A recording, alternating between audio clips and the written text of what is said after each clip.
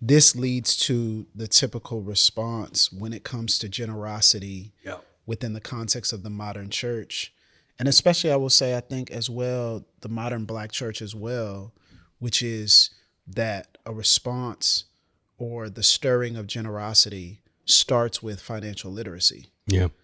And so essentially, you need to take this class and you need to do this Dave Ramsey thing. And you need to do this. I mean, that's just what it is. Like, so for most people, we're not even thinking about how to shape this. We're thinking about, oh, you need financial literacy. And I'm not saying financial literacy is in and of itself evil, but we think that's the gateway to personal empowerment, thus flourishing, and then essentially prosperity.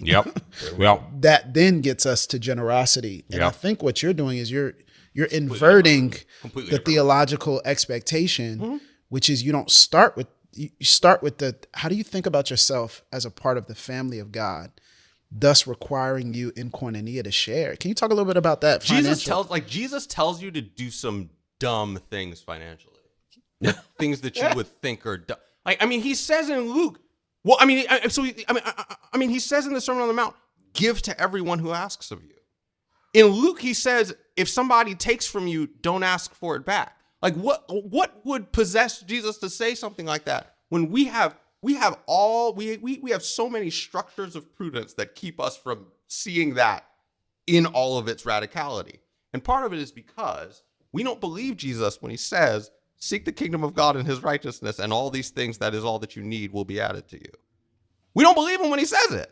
Even though he just goes into this long thing about how, like, y'all spend all this time being anxious about what you're going to eat and what you're going to wear and all this kind of stuff.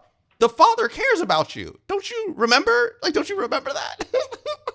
And so one of the things so when I think about, like, the root of this kind of action, the root of it has to be, well, I actually believe what Jesus says when he says it. So it means that what I have to think about on a daily basis is, what does it look like for me to seek the kingdom of God and his righteousness? And do I trust the Lord to be able to provide for me when I do that? And so at root, I think it's just we don't trust the Lord. That's what's hard about it. And it's hard because we're in a world that is in many ways organized for our exploitation.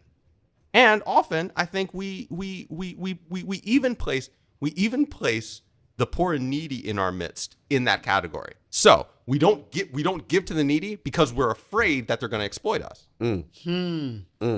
Because we are essentially bred to default to judgment, to default to thinking, oh well, what's going on in this person's life, and I need to ask all these questions before I give you food or whatever. You need to qualify. And John Chrysostom has this line where he basically says, the only qualification for someone to have for me to give to them is their need. That's it.